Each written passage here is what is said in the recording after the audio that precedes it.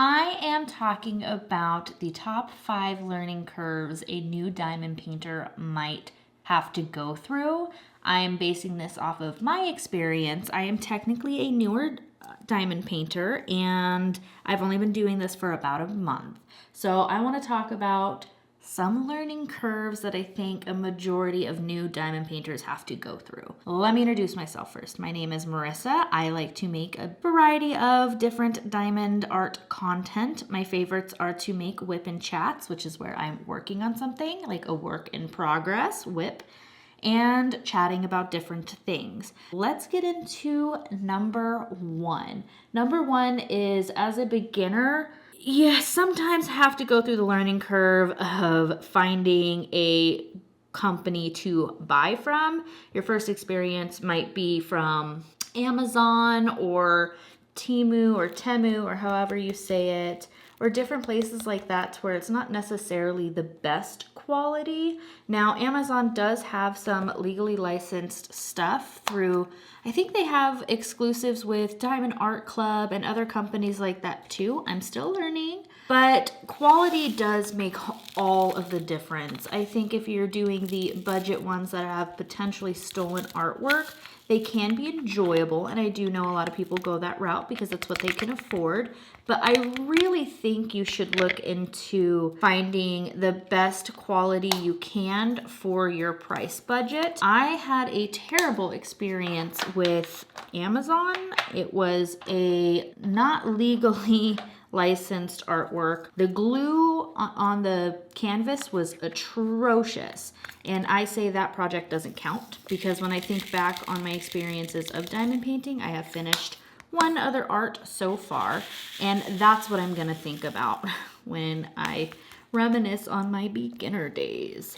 So definitely look into and research better quality stuff. Diamond Art Club is really the only experience I have. This one is a Dreamer Designs. I will tell you and show you what I'm working on at the end of this video. But so far, I have sectioned it off the way I like, and it's going good. It's sticking good, and I like it. I will be definitely trying other companies. There are so many resources out there to help you kind of identify the better quality kits. Just look up good companies or whatnot on YouTube or even Google and look at reviews and stuff like that. I think if you really want to stick with this hobby, finding decent quality is really important because this is also doing a process of something you love, and it's also something you might want to showcase or give as a gift, and you want it to be decent quality so it's a more pleasant experience for you in the long run. If you're fighting the canvas the whole time, it kind of sucks. But yeah, so far between the research and stuff and looking on YouTube and Facebook groups, you could also see how other people's experiences are going and what they suggest. And you can always ask, hey,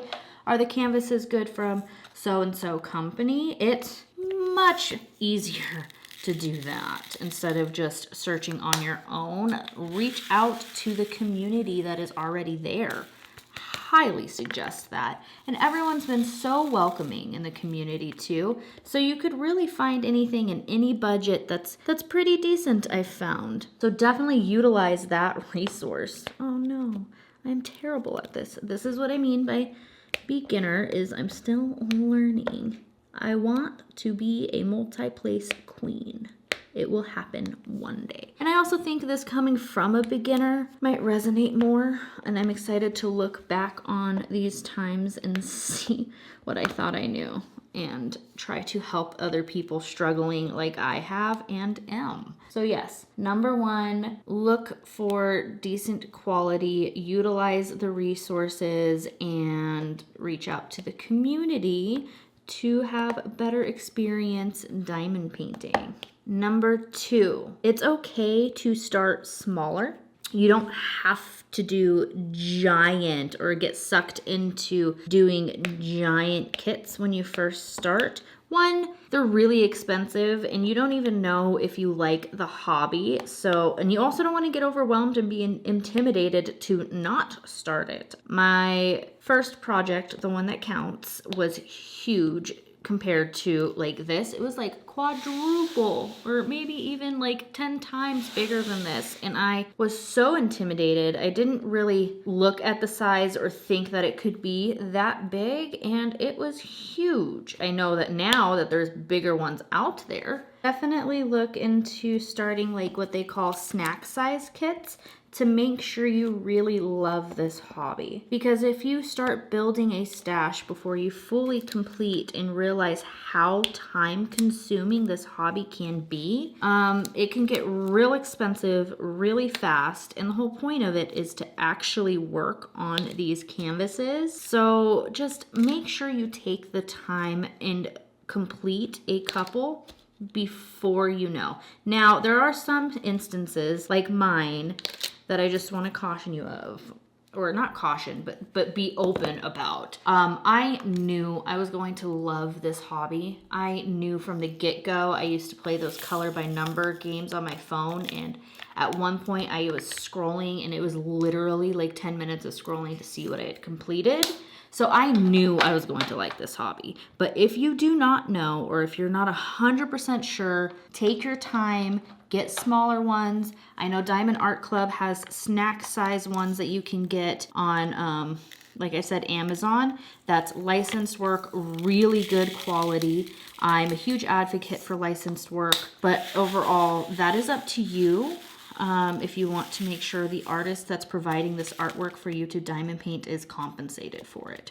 So please just keep that in mind. And also, I understand if that's not something that you truly, really care about. I'm not here to judge. I'm just telling you what I personally advocate for. So please don't get discouraged by me saying you have to get, you know, I guess I should say it this way. I'm not saying you have to get licensed work. It's just something that is important to me. But I'm not here to police anybody. It is up to you. You know your own standards and what you believe in and what you need to do. You could also go to Michael's, I think Joann's, Hobby Lobby, even I believe Target and Walmart have smaller kits that you could look into getting that are super budget friendly, just to make sure you really are going to stick with this hobby. Because I've mentioned it before, it is super time consuming, and sometimes you might decide you love the hobby, but you just don't have the time for it. And you spent all kinds of money on all kinds of canvases that you're not going to be able to use, and it might just make you end up feeling sad. Or you might decide, oh man, I don't like doing really large canvases, you know? So just take it slow and learn the hobby as you go. I've had a friend start diamond painting and just completely like, I thought I would love this and I just cannot do it. I don't know why. She couldn't narrow down exactly why it wasn't for her, but she ended up gifting her little stash that she'd put together away to some friends. So I really want to make that clear. So number 2 is start smaller and maybe move up as you go. Make sure you love it, and that's also a way to save some money.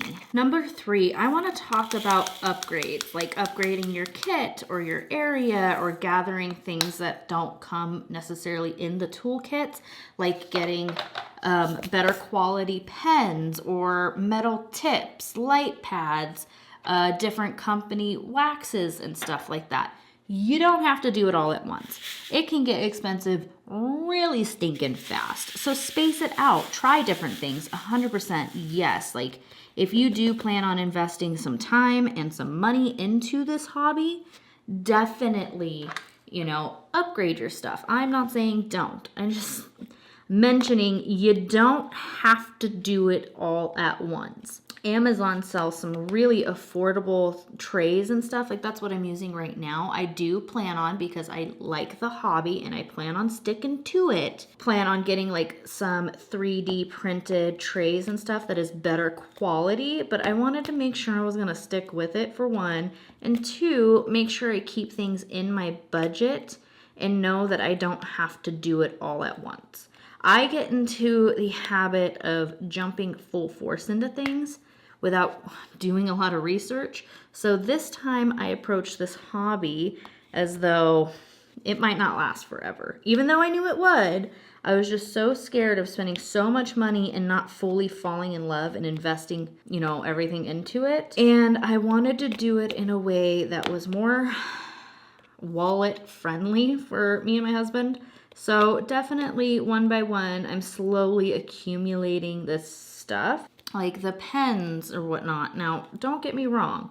I want to go on Etsy and buy everything, but I realized that I could do it over time.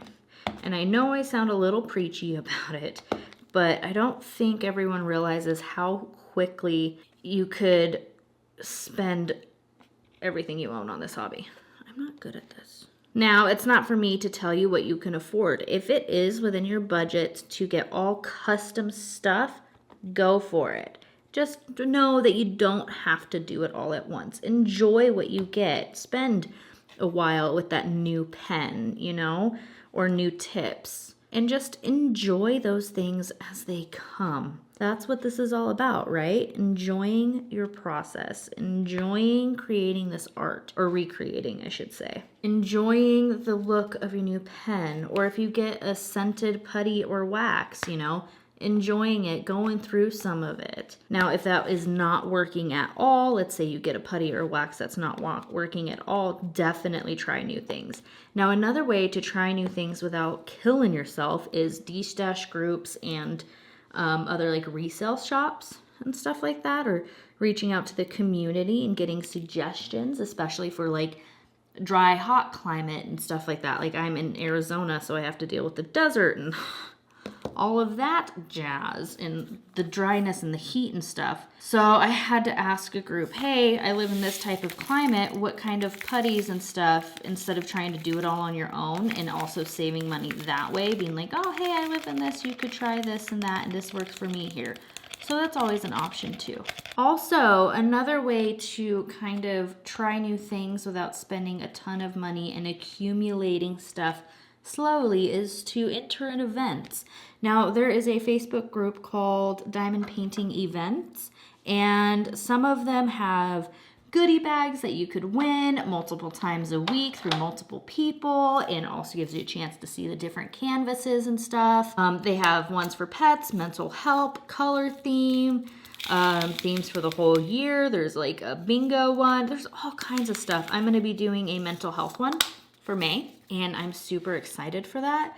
But yeah, that's another way, is to enter into these events and possibly win some stuff that you can try. You know, it could be anywhere from putties and waxes, trays in the goodie bags, accessories, even diamond paintings could be part of like the winnings and stuff. There's sponsors, gift cards, all kinds of stuff. So that's another way to kind of accumulate some stuff without having to break the bank, and also take your time getting them. I know I keep stressing that out, but don't forget, sometimes you get sucked into, I want to try everything, and you forget to appreciate and enjoy what you have now. At least I do. Like that's something I had to learn, not even just with this hobby, but with all of my hobbies, is to just take it a little slower. I decide I like something, I hyperfixate, and I forget to fully enjoy it. I want to learn every other aspect around it, and actually that takes away from the actual hobby. So yeah,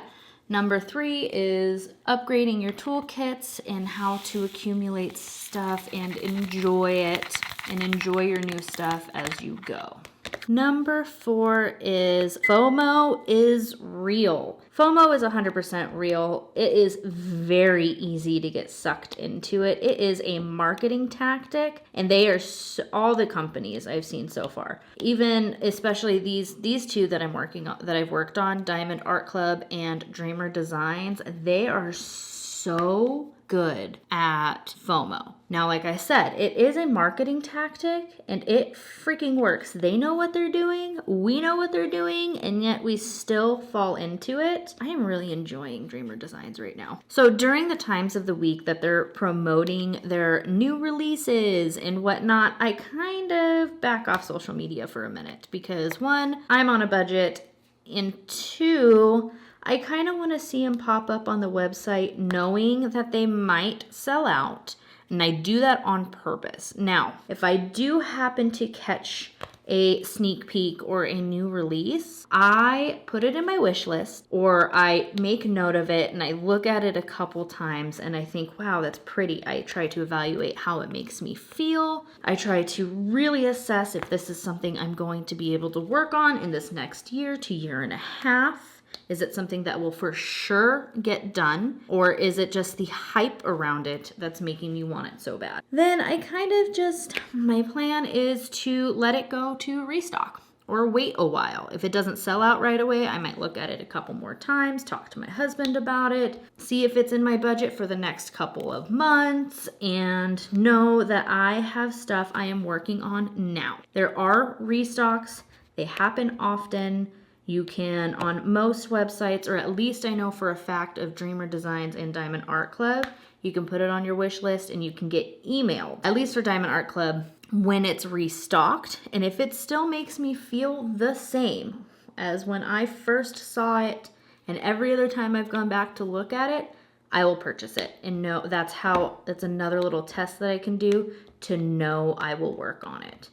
I have already bought a restock, because I love cactuses and succulents, and I saw it and it was one of the first ones I've noticed on the website. It went out of stock and they have restocked it, and I'm super excited to work on it. So if you know, or sometimes you just know too, if it's buying day for you, you know, I try to make a plan of, hey, these are what I'm gonna buy next, and I try to stick with it if I still feel the same about that picture. But FOMO is a marketing tactic, and if you keep that in mind as you're seeing all this hype around it, sometimes it takes a little bit of it out of there. Like, they're just trying to make money right now.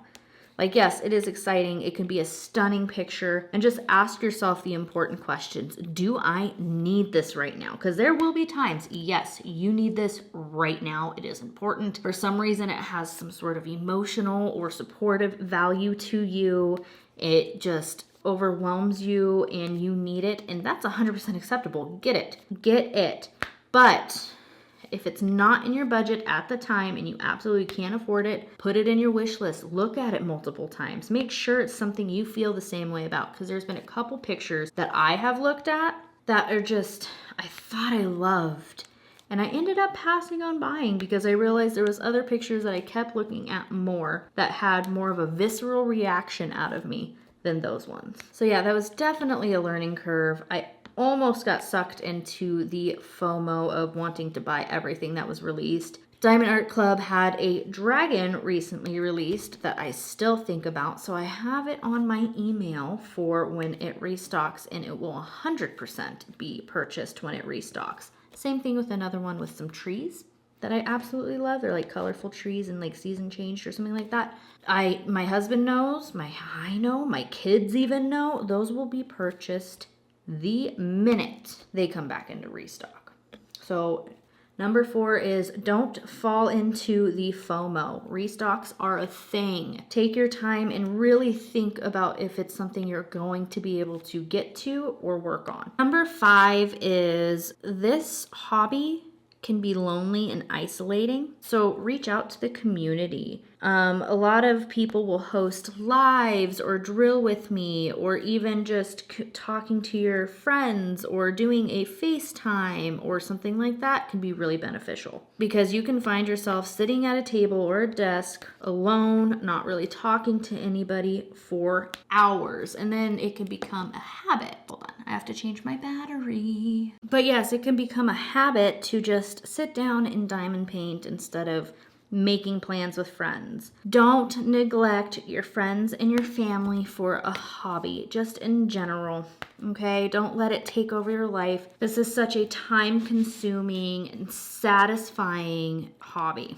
Now, I've done it. Like when I first started and really fell in love with my Seasons Change project from Diamond Art Club, I realized I had gone weeks without talking to or seeing my friends. And my husband was like, hey, we're gonna all hang out as a family. Can you not do that right now? Like, he wasn't being rude or anything. He was like, I understand, this is a new thing. You love it. I don't want to take away from that, but he works a lot. And he was like, just when I'm home and, you know, have energy and get off at a decent hour, I want to spend it with the family. So it kind of, you know, I bonked myself on the head and was like, duh, I have a family. I have to, you know, spend time with them. So just a little reminder and another lesson is take breaks, stretch, drink water, stand up, walk around, go for a walk with a friend, call a family member or a friend and do paces around your backyard or walk around the block or do some yoga or just really anything that gets you moving and socializing with those around you. Okay, it is important. Take breaks. You could injure yourself if you just sit there for hours and hours and hours just diamond painting. You know, I've done it. My shoulders got freaking hurt because I hunched over for so long doing a diamond painting without a break. And it was like a full day. I didn't have the kids and whatnot. So it was just the whole time my husband was at work, I was diamond painting. I barely ate. I barely drank. I didn't really take breaks, and my back and shoulders killed me for like a week after.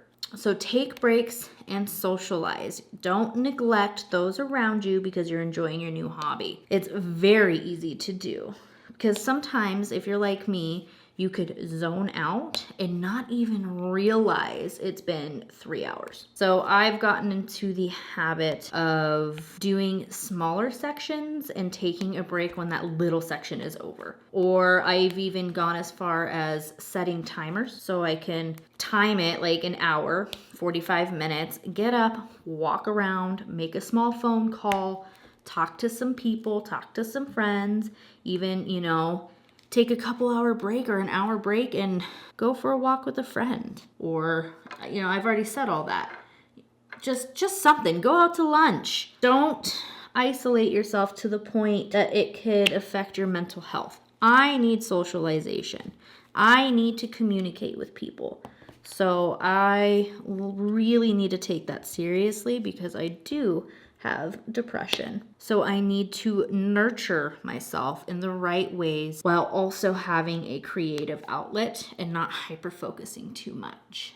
So that was number 5, is you learn that this hobby can be isolating and find ways to 1, take breaks, and 2, communicate and talk with your loved ones on a regular basis, okay? Don't forget to do that because this hobby can be really time consuming and really easy to be sucked into. Editing me, I forgot to show you the canvas. So I'm gonna pop that in so you can see it. Let's try to bring you closer. Pause. It's really confetti heavy, at least in my experience. Sorry, you're shaking. There we go. But yeah, here we go. And it has 37 colors. It's from Dreamer Designs. The artist is Anne-Marie Bone, and it's called Twisted Blossom. It has the socials here for them all on the canvas. And they also have Paint with Passion, a nice little cute saying. And then showing that they have a warranty and all that fun stuff. If you want more information about this one, I do have an unboxing of it. Go ahead and go over there and watch it. Okay, bye.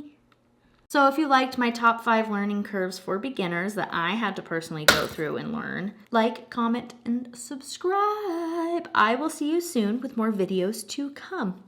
Bye.